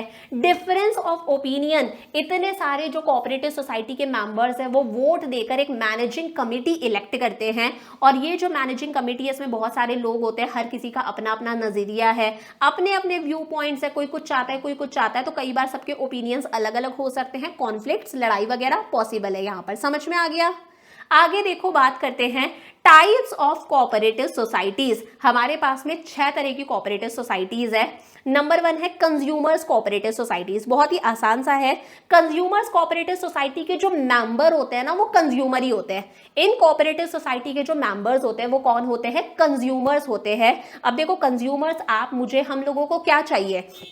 हमें चाहिए आटा, हमें चाहिए दाल, हमें चाहिए घी, चाय, चीनी, यही सारी चीजें हमें चाहिए। तो ये कोऑपरेटिव सोसाइटीज के मेंबर्स यही कंज्यूमर्स हैं। यही कंज्यूमर्स सारी की सारी चीजों को खुद खरीद लेते हैं, और कहाँ से खरीदते हैं? सीधे फार्मर्स से खरीद लेते हैं फूड ग्रेन्स वगैरह, या फिर डायरेक्टली मैन्युफैक्चरर से खरीद लेते हैं। जैसे चीनी है तो सीधे शुगर मिल से परचेज कर ली। तो ये लोग क्या करते हैं? सीधे बल्क के अंदर खरीद लेते हैं फार्मर्स से और मैन्युफैक्चरर से। तो यहाँ पर कहीं ना कहीं अगर यही कंज्यूमर्स किसी चीज को बाहर 10 रुपए में खरीद रहे हैं तो वो चीज उन्हें इस कोऑपरेटिव सोसाइटी के थ्रू 6 रुपए 5 रुपए में अवेलेबल हो जाती है। समझ में आया? तो कोऑपरेटिव कंज्यूमर्स कोऑपरेटिव सोसाइटीज किसके लिए होती है? कंज्यूमर्स के वेलफेयर के लिए होती हैं। और ये सोसाइटीज क्या करती हैं? डायरेक्टली जितना भी सामान है वो होलसेलर से, मैन्युफैक्चरर से, फार्मर से खरीद लेती हैं और अपने मेंबर्स को सप्लाई करती हैं। कहीं ना कहीं मिडिल मैन यहाँ पर नहीं आ रहे, डिटेलर्स वगैरह नहीं आ रहे। जो चीज मार्केट में 10 की मिलती है वो यहाँ पर इन लोगों को 5 रुपए में अवेलेबल हो जाती है। तो कंज्यूमर्स का वेलफेयर हो गया, मेंबर्स के वेलफेयर के लिए काम कर रही है। सेकंड है प्रोड्यूसर्स कोऑपरेटिव सोसाइटी। अब इन कोऑपरेटिव सोसाइटी के मेंबर्स कौन होते हैं? प्रोड्यूसर्स होते हैं। प्रोड्यूसर्स को प्रोडक्शन करने के लिए क्या चाहिए? प्रोड्यूसर्स को प्रोडक्शन करने के लिए रॉ मटेरियल चाहिए, मशीनें चाहिए, औजार, इक्विपमेंट्स वगैरह चाहिए, अलग अलग तरह के इनपुट्स चाहिए। तो इन सोसाइटी के मेंबर्स प्रोड्यूसर्स होते हैं। ये प्रोड्यूसर्स मिलकर ग्रुप के अंदर मार्केट से रॉ मटेरियल, इक्विपमेंट्स और अदर इनपुट्स परचेज करते हैं, और मिलकर अगर करते हैं तो ऑब्वियस ही बात है ग्रुप बन गया, तो कहीं ना कहीं इनकी बार्गेनिंग पावर, मोल भाव करने की पावर बढ़ जाती है। कोई चीज अगर मार्केट में इन्हें 100 की मिल रही है तो ये लोग बार्गेनिंग करके ग्रुप के अंदर उस चीज को 70 रुपीज में परचेज कर लेते हैं। तो मेंबर्स के लिए काम कर रहे हैं, प्रोड्यूसर्स का यहाँ पर भला हो रहा है, फिर उस चीज को एक अच्छी प्राइस पर सेल भी कर सकता है ये लोग मिलकर। समझ में आया? एक होती है marketing cooperative society. Marketing cooperative society के मेंबर्स कौन होते हैं? बहुत सारे प्रोड्यूसर्स होते हैं। बहुत सारे प्रोड्यूसर्स जो अपने प्रोडक्ट को मार्केट में बेचना चाहते हैं। अब प्रोडक्ट को बेचने के लिए ट्रांसपोर्टेशन सर्विसेज की रिक्वायरमेंट भी है, वेयर हाउसिंग की भी रिक्वायरमेंट है, गोडाउन वगैरह में सामान को स्टोर कर सके, पैकेजिंग, एडवर्टाइजिंग वगैरह की भी रिक्वायरमेंट होती है। तो ये सारे के सारे मिलकर अपने प्रोडक्ट्स की मार्केटिंग करते हैं, मिलकर प्रोडक्ट्स का ट्रांसपोर्टेशन करवाते हैं, वेयर हाउसेस में स्टोर करते हैं, पैकेजिंग वगैरह करते हैं। तो ये सारा काम काम सस्ते में हो जाता है, मिलकर अपने प्रोडक्ट को एक अच्छी प्राइस पर सेल करते हैं। तो इसके मेंबर्स कौन हो गए? प्रोड्यूसर्स हो गए, जो अपने प्रोडक्ट की मार्केटिंग करवाना चाहते हैं, अपने प्रोडक्ट को बेचना चाहते हैं। एक होती है फार्मर्स कोऑपरेटिव सोसाइटी। इस सोसाइटी के मेंबर्स सिर्फ और सिर्फ फार्मर्स होते हैं। अब ये फार्मर्स मिलकर बार्गेनिंग करके सस्ते के अंदर सीड्स खरीदते हैं, बीज खरीदते हैं, फर्टिलाइजर्स खरीदते हैं, खाद वगैरह, मशीन वगैरह, मॉडर्न टेक्नोलॉजी खरीदते हैं और मिलकर अपने प्रोड्यूस को एक अच्छी प्राइस पर सेल करते हैं। तो ये सोसाइटी किसके वेलफेयर के लिए काम करी है? फार्मर्स के वेलफेयर के लिए। एक होता है क्रेडिट कोऑपरेटिव सोसाइटी। यहां पर मेंबर्स वो लोग हैं जिन्हें क्रेडिट की रिक्वायरमेंट है, जिन्हें लोन की रिक्वायरमेंट है, इन्हें लोन चाहिए, वो भी चीप रेट ऑफ इंटरेस्ट पर। ये लोन पर बहुत ज्यादा इंटरेस्ट पे नहीं कर सकते। तो इसके मेंबर्स वो लोग हैं जिन्हें लोन की रिक्वायरमेंट है, वो भी रीजनेबल टर्म्स पर, यानी कि रीजनेबल रेट ऑफ इंटरेस्ट, ये बहुत ज्यादा इंटरेस्ट पे नहीं कर सकते। तो ये सोसाइटी इन लोगों को लोन प्रोवाइड करवाती है। कहीं ना कहीं अगर यही लोग बाहर से लोन लेंगे, बाहर जो ठेकेदार होते हैं, जो मनी लेंडर्स हैं गांव के अंदर, उनसे लोन लेंगे तो इनसे बहुत ज्यादा इंटरेस्ट चार्ज करा जाएगा ना, इनका एक्सप्लॉइटेशन होगा। तो इनका एक्सप्लॉइटेशन ना हो उसके लिए कोऑपरेटिव सोसाइटीज इन लोगों को लोन देती है, वो भी सस्ती रेट ऑफ इंटरेस्ट पर। और लास्ट है कोऑपरेटिव हाउसिंग सोसाइटी। इसके मेंबर्स वो लोग हैं जो खुद का घर बनाना चाहते हैं, वो भी एक रीजनेबल कॉस्ट पर, कि घर बनाने के लिए इन्हें लोन मिल जाए और उस लोन को ये इजी इंस्टॉलमेंट्स पर पे कर सके, जिस पर रेट ऑफ इंटरेस्ट भी इन्हें बहुत कम देना है। These societies construct flats and provide plots to members on which members themselves can construct the house as per their choice by giving the option of paying in installment। ये societies या तो flats बनवा के इनके members को दे देती हैं या फिर प्लॉट बनवा के प्लॉट्स मेंबर्स को दे देती है, ताकि मेंबर्स अपनी इच्छा से घर वर बनवा सके। और इन मेंबर्स को ऑप्शन मिलता है कि इजी इंस्टॉलमेंट्स पर पे कर सकते हैं, इंटरेस्ट की रेट्स भी बहुत कम होती है। समझ में आया? तो ये कोऑपरेटिव सोसाइटी सिर्फ और सिर्फ किसके लिए काम करती हैं? अपने मेंबर्स के वेलफेयर के लिए। करेक्ट हो गया यहां तक? अब लास्ट हमारे पास में आता है जॉइंट स्टॉक कंपनी। देखो, अगर आपको बिजनेस करना है एक बहुत ही बड़े लेवल पर, लार्ज स्केल पर, अगर आपको बिजनेस करना है जहां पर आप भी पैसा लगाओगे, आप बैंक वगैरह से भी लोन ले सकते हो और आप जनरल पब्लिक से भी पैसा लोगे। जनरल पब्लिक से पैसा कैसे लोगे? जब जनरल पब्लिक को आप शेयर्स वगैरह इशू करोगे तो जनरल पब्लिक आपको पैसा देगी। इसे हम लोग बोल देते हैं joint stock company. A company is an association of persons, group of persons मिले हैं, formed for carrying out business activities, जिनका मकसद क्या है कि यार हम मिलकर बिजनेस चलाएंगे। And has a legal status. Legal status होता है क्योंकि कंपनी का रजिस्ट्रेशन कंपलसरी होता है एज पर कंपनीज एक्ट 2019। तो ग्रुप ऑफ पर्सन है जो मिलकर बिजनेस चलाना चाहते हैं। अब देखो, कंपनी की डेफिनेशन क्या है? A company can be described as an artificial person. Company एक आर्टिफिशियल पर्सन होती है। जैसे हम लोगों को भगवान ने बनाया तो हम नेचुरल पर्सन है, लेकिन कंपनी को हम लोग बनाते हैं। तो कंपनी एक आर्टिफिशियल पर्सन है। कंपनी को हम बनाते हैं या फिर कंपनी को बनाता है लॉ, कंपनी को कानून बनाता है, इसलिए हम कंपनी को आर्टिफिशियल पर्सन बोलते हैं। कंपनी हमारी तरह सांस नहीं ले सकती लेकिन बाकी सारे काम कर सकती है। कंपनी की एक सेपरेट लीगल एंटिटी होती है, एक पहचान होती है। कंपनी पर केस हुआ है मतलब सिर्फ कंपनी पे केस हुआ है, उसके ओनर्स पर केस नहीं हुआ। कंपनी की एक सेपरेट पहचान है, कानूनी लीगल एंटिटी है। परपीचुअल सक्सेशन है, मेंबर्स आए या जाए, मरे या जिए, कोई कुछ भी हो, कंपनी चलती रहेगी, कंपनी चलती रहेगी। और कंपनी की एक कॉमन सील भी होती है ना, कंपनी आर्टिफिशियल पर्सन है तो साइन तो कर नहीं सकती, तो एक सील लगा दी जाती है, कॉमन सील होती है। तो आर्टिफिशियल पर्सन है जिसकी सेपरेट पहचान है, परपीचुअल सक्सेशन है, चलती रहेगी, मेंबर्स आए या जाए, कॉमन सील होती है कंपनी की। फीचर्स की बात करें, आर्टिफिशियल पर्सन है जिसको हम लोगों ने और किसने क्रिएट करा है? लॉ ने क्रिएट करा है। लॉ कंपनी को क्रिएट करता है। एक नेचुरल पर्सन की तरह कंपनी अपने नाम पर प्रॉपर्टी खरीद सकती है, कंपनी अपने नाम पर कर्जा ले सकती है, कंपनी अपने नाम पर पैसा बोरो कर सकती है, कंपनी अपने नाम पर कॉन्ट्रैक्ट साइन कर सकती है, कंपनी खुद कोई केस कर भी सकती है और कंपनी पर केस हो भी सकता है। समझ में आया? सेपरेट लीगल एंटिटी है, कंपनी की पहचान उसके मेंबर्स की पहचान से अलग होती है। कंपनी के ओनर्स कौन होते हैं? Share holders. तो शेयर होल्डर्स की पहचान अलग है, कंपनी की पहचान अलग है। कंपनी पर केस हो गया, दैट मींस ओनर्स पर केस नहीं हुआ, ओनर्स को जेल नहीं होगी। समझ में आया? सेपरेट पहचान है।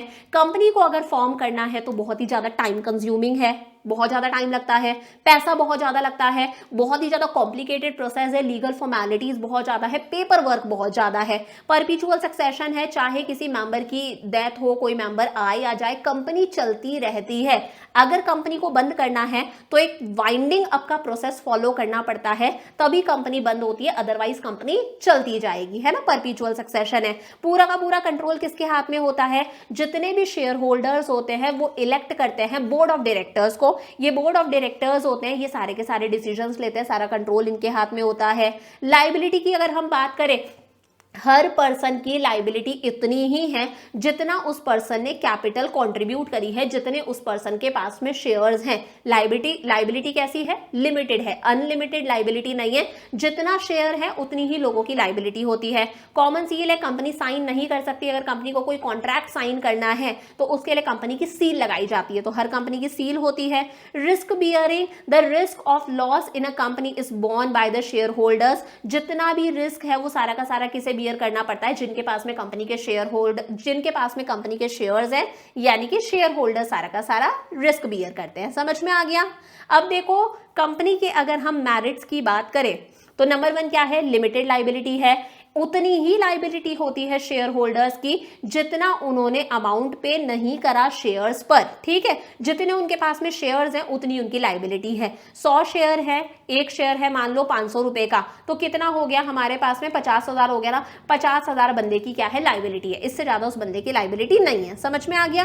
Transfer of interest, public company के शेयर्स को बेचा जा सकता है। मेरे पास में मान लो रिलायंस के शेयर्स है तो मैं मेरे रिलायंस के शेयर्स किसी और को सेल कर सकती हूँ, और सेल करूंगी तो मेरे पास में क्या आ जाएगा? पैसा आ जाएगा। तो मैं कभी भी मेरे शेयर्स को किस में कन्वर्ट कर सकती हूँ? कैश में कन्वर्ट कर सकती हूँ, बेच के।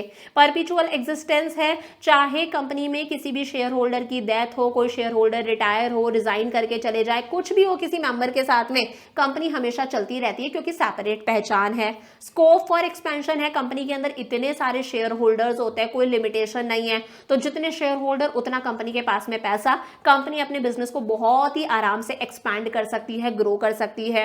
ऑब्वियस सी बात है, कंपनी के पास में बहुत पैसा होता है तो कंपनी हर काम के लिए स्पेशलिस्ट को, प्रोफेशनल लोगों को हायर कर सकती है, तो मैनेजमेंट भी एकदम अच्छा होगा, स्पेशलाइजेशन होगा, एक्सपर्ट मैनेजमेंट होगा। समझ पा रहे हो? लिमिटेशंस की बात करें तो कंपनी को फॉर्म करना बहुत ही ज्यादा कॉम्प्लेक्स काम है, बहुत ज्यादा टाइम लगता है, बहुत एफर्ट लगता है, एक्सटेंसिव नॉलेज की रिक्वायरमेंट है, सारी लीगल रिक्वायरमेंट, सारी कानूनी नॉलेज हमें होना जरूरी है, और बहुत ही ज्यादा एक्सपेंसिव प्रोसीजर है।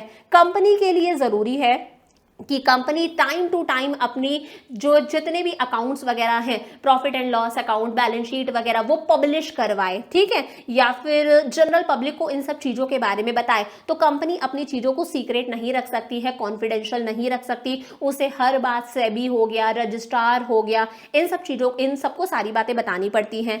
इम्पर्सनल वर्क एनवायरनमेंट है, देखो कंपनी अलग मानी जाती है और कंपनी के जो ओनर्स हैं, जो मैनेजमेंट है, वो अलग माना जाता है। तो ये जो मैनेजर्स हैं ये कभी भी किसी काम को पर्सनली नहीं करते, क्योंकि उन्हें पता है इम्पर्सनैलिटी है यहाँ पर, कंपनी अलग मानी जाती है, मैनेजर्स अलग माने जाते हैं, ओनरशिप हो गया है ना, इसकी वजह से कहीं ना कहीं पर्सनल इन्वॉल्वमेंट नहीं होता मैनेजर्स का, बोर्ड ऑफ डायरेक्टर्स वगैरह का, इम्पर्सनल इन्वॉल्वमेंट है।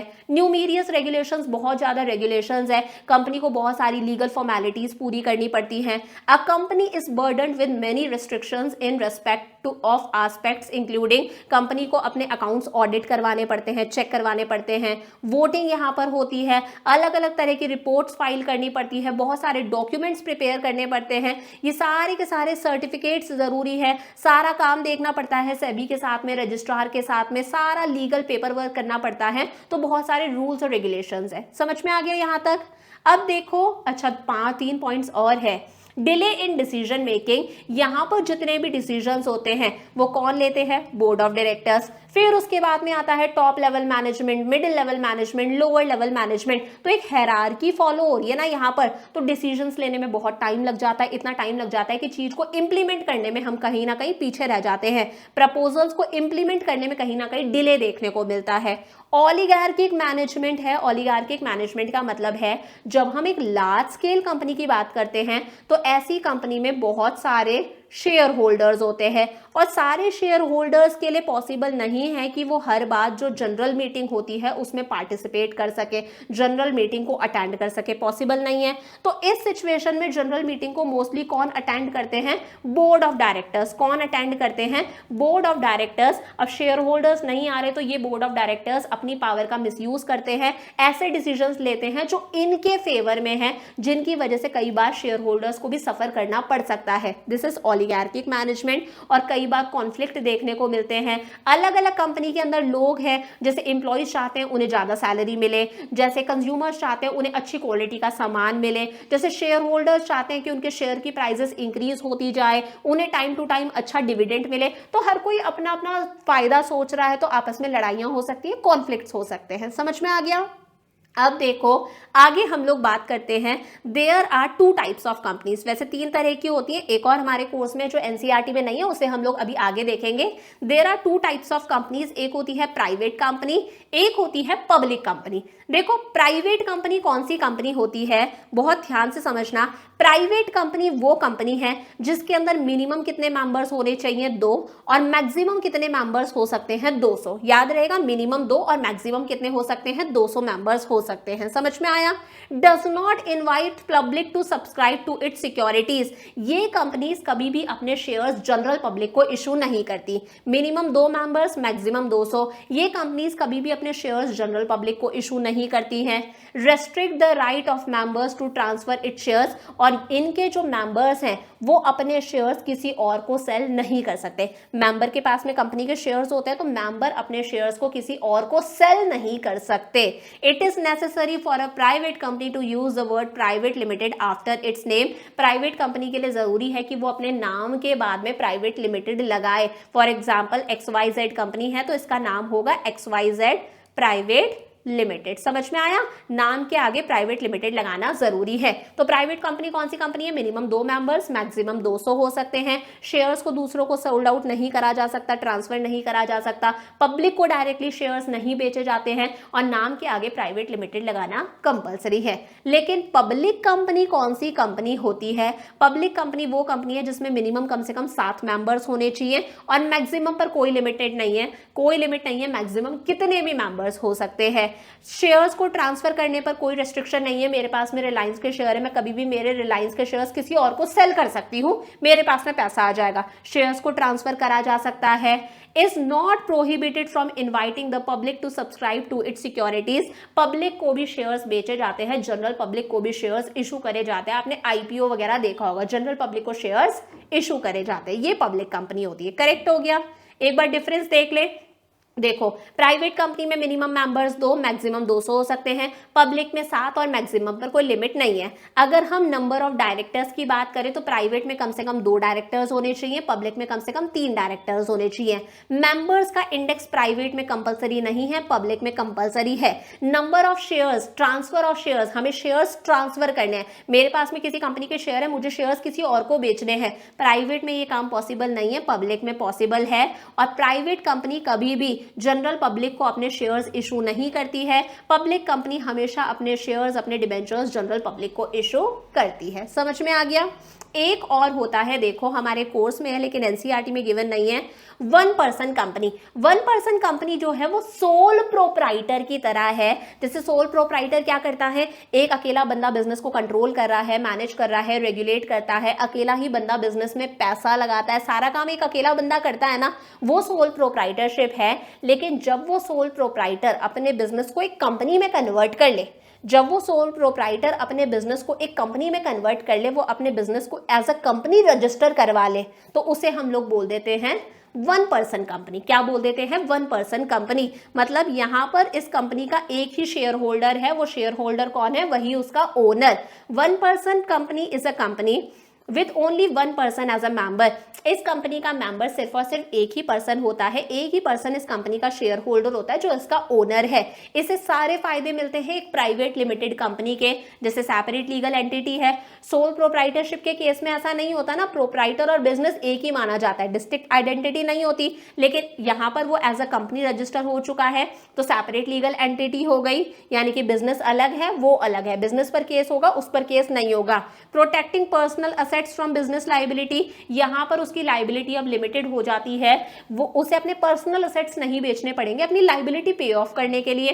परपेचुअल सक्सेशन, अगर उसकी डेथ भी हो जाएगी तो भी कंपनी चलती रहेगी। This is one person company, सिर्फ सोल प्रोप्राइटरशिप की तरह ही है, लेकिन रजिस्ट्रेशन करवा लिया एज अ कंपनी तो इसे प्राइवेट लिमिटेड के सारे फायदे मिल जाते हैं। समझ में आ गया? अब देखो आगे यहाँ पर सिर्फ मैंने एक चार्ट दिया है जो आप सिर्फ एक बार रीडिंग लगा लेना, समझ में आ जाएगा। जैसे ये हम लोगों ने 5 तरह के बिजनेस ऑर्गेनाइजेशंस देख लिए। जैसे फॉर्मेशन की बात करी, सोल प्रोप्राइटरशिप में बहुत कम लीगल फॉर्मेलिटीज हैं, पार्टनरशिप के अंदर रजिस्ट्रेशन ऑप्शनल है, इसका भी ईजी फॉर्मेशन है। जॉइंट हिंदू फैमिली के अंदर बहुत कम लीगल फॉर्मेलिटीज है, एग्जम्पशन फ्रॉम रजिस्ट्रेशन करवाना जरूरी नहीं है, ईजी फॉर्मेशन है। कोऑपरेटिव सोसाइटी का रजिस्ट्रेशन कंपलसरी है according to cooperative societies act 1912 के अकॉर्डिंग। थोड़ी बहुत लीगल फॉर्मेलिटीज हैं। कंपनी का रजिस्ट्रेशन कंपलसरी है, लेंदी प्रोसेस है, एक्सपेंसिव प्रोसेस है, बहुत ज़्यादा लीगल फॉर्मेलिटीज होती हैं। मेंबर की बात करें तो सोल प्रोप्राइटरशिप में एक ही ओनर होता है। पार्टनरशिप में मिनिमम तो 2 होते हैं, मैक्सिमम 50 हो सकते हैं कंपनीज रूल्स के अकॉर्डिंग। हिंदू अनडिवाइडेड फैमिली की अगर हम बात करें, कम से कम 2 लोगों का होना जरूरी है, मैक्सिमम पर कोई लिमिट नहीं है, और एंसेस्ट्रल प्रॉपर्टी होनी चाहिए। कोऑपरेटिव सोसाइटी को फॉर्म करने के लिए कम से कम 10 अडल्ट मेंबर्स होने चाहिए। जॉइंट स्टॉक कंपनी का अभी हम लोगों ने देखा था, अगर हम प्राइवेट की बात करें तो मिनिमम 2 मेंबर्स और मैक्सिमम 200 हो सकते हैं। अगर हम पब्लिक की बात करें तो मिनिमम 7 मेंबर्स और मैक्सिमम पर कोई लिमिट नहीं है, अनलिमिटेड। कैपिटल कंट्रीब्यूशन, अकेला बंदा सारा पैसा लगाएगा, लिमिटेड पैसा है। पार्टनरशिप के अंदर सोल प्रोप्राइटरशिप से अगर हम कंपेयर करें तो थोड़ा सा ज्यादा पैसा है, क्योंकि कुछ पार्टनर्स मिलकर पैसा लगाते हैं। यहाँ पर पूर्वजों का बिजनेस होता है, पूर्वजों की प्रॉपर्टी होती है। लिमिटेड पैसा है क्योंकि ये जो मेंबर्स होते हैं वो उतने ज्यादा रिच नहीं होते, उतना ज्यादा पैसा नहीं लगा पाते। यहाँ पर बहुत फाइनेंशियल रिसोर्सेज है क्योंकि बहुत सारे शेयर होल्डर्स होते हैं। लाइबिलिटी इसकी अनलिमिटेड है, यहाँ पर भी अनलिमिटेड है। कर्ता की लाइबिलिटी अनलिमिटेड है, बाकी को पार्टनर्स की लाइबिलिटी लिमिटेड होती है। कोऑपरेटिव सोसाइटी और कंपनी की लाइबिलिटी कैसी होती है? लिमिटेड होती है। कंट्रोल की बात करें, सारा कंट्रोल एक ही बंदा लेता है, सोल प्रोप्राइटर। यहाँ पर चीजें कंट्रोल सारे के सारे लोग मिलकर करते हैं। यहाँ पर कर्ता सारे डिसीजंस लेता है। यहाँ पर क्या करते हैं? 1 पर्सन 1 वोट, हम लोगों ने पढ़ा था ना, एक मैनेजिंग कमिटी इलेक्ट करी जाती है जो सारे डिसीजंस लेती है। जॉइंट स्टॉक कंपनी की अगर हम बात करें, सारे डिसीजंस कौन लेता है? Board of directors. कंटिन्यूटी, जैसे ही सोल प्रोप्राइटर की डेथ हुई, वो बीमार हुआ, बिजनेस हमारा खत्म हो जाएगा। यहां पर भी पार्टनरशिप खत्म हो जाती है, लेकिन सोल प्रोप्राइटरशिप के केस में से कंपेयर अगर हम करें तो थोड़ी बहुत स्टेबल है। बाकी वही, अगर किसी पार्टनर की डेथ वगैरह हो जाती है, बिजनेस खत्म हो जाता है, नई पार्टनरशिप फॉर्म करनी पड़ेगी। ज्वाइंट हिंदू फैमिली बिजनेस का बिजनेस स्टेबल होता है, कर्ता की डेथ हो गई तो फैमिली का नेक्स्ट एल्डेस्ट मेंबर कर्ता बन जाता है। कोऑपरेटिव सोसाइटी भी हमारी स्टेबल है क्योंकि लीगल स्टेटस से मिल रखा है, मेंबर्स आए आ जाए सोसाइटी चलती रहेगी, और कंपनी हमारी सबसे ज्यादा स्टेबल होती है। तो एक बार रीडिंग लगा लेना, कंपैरिजन का पता चल जाएगा। अब देखो वही दे रखा है, अगर आपको अपना एक बिजनेस स्टार्ट करना है तो आप कौन सा बिजनेस चुनोगे? आपके दिमाग में कौन कौन से फैक्टर्स आएंगे? Factors determining the choice of form of organisation. आपको कौन सा form of business organisation start करना है, ये डिसाइड करते टाइम पर कौन कौन से फैक्टर्स आप कंसिडर करोगे। फॉर्मेशन एंड क्लोजर की अगर हम बात करें, अगर आप चाहते हो खर्चा कम से कम हो, सोल प्रोप्राइटरशिप के तौर पर आप बिजनेस खोलोगे। अगर आपको लगता है कि यार आप पैसा लगा सकते हो, ज्यादा पैसा लगा सकते हो, कॉम्प्लेक्स स्ट्रक्चर है, तो कंपनी आप खोल सकते हो, है ना। अगर लाइबिलिटी की बात करें, आप चाहते हो कि लाइबिलिटी लिमिटेड रहे तो आप कंपनी फॉर्म करोगे। अगर आप चाहते हो अनलिमिटेड लाइबिलिटी हो, कोई दिक्कत नहीं है, तो आप as a sole proprietor business establish कर सकते हो, एज अ पार्टनरशिप आप बिजनेस एस्टैब्लिश कर सकते हो। कंटिन्यूटी की अगर हम बात करें, आप परमानेंट नेचर का कोई बिजनेस खोलना चाहते हो, आप कंपनी फॉर्म करोगे। आपको अगर शॉर्ट टर्म के लिए कोई बिजनेस करना है तो आप सोल प्रोप्राइटरशिप या फिर पार्टनरशिप में बिजनेस खोल सकते हो। समझ में आ गया? नहीं तो डिफरेंस के बेसिस पर हम लोगों को बना के लिखना है। मैनेजमेंट एबिलिटी की बात करें, अगर हमें चाहिए कि यार बहुत सारा कॉम्प्लेक्स काम है, हमें पर्सनलाइज्ड मैनेजमेंट, प्रोफेशनलाइज्ड मैनेजमेंट चाहिए, प्रोफेशनल स्पेशलाइज्ड एक्सपर्ट्स चाहिए, you will form a company. अगर काम के अंदर लिमिटेड स्किल्स की रिक्वायरमेंट है, सिंपल नेचर का काम है, तो प्रोप्राइटरशिप या फिर पार्टनरशिप से काम बन सकता है। कैपिटल कंसिडरेशन, अगर आपको बिजनेस बड़े लेवल पर करना है, बहुत पैसा लगाना है, तो हम कंपनी फॉर्म करेंगे। छोटे लेवल पर बिजनेस करना है तो सोल प्रोप्राइटरशिप या फिर पार्टनरशिप से काम बन जाएगा। डिग्री ऑफ कंट्रोल, अगर आप चाहते हो सारा कंट्रोल आपके ही हाथ में रहे, तो सोल प्रोप्राइटरशिप बेस्ट है। अगर आप चाहते हो कंट्रोल शेयर हो जाए, कोई फर्क नहीं पड़ता, बहुत सारे शेयर होल्डर्स होने चाहिए, तो आप पार्टनरशिप या फिर कंपनी फॉर्म करोगे, दोनों में कंट्रोल शेयर हो जाता है ना।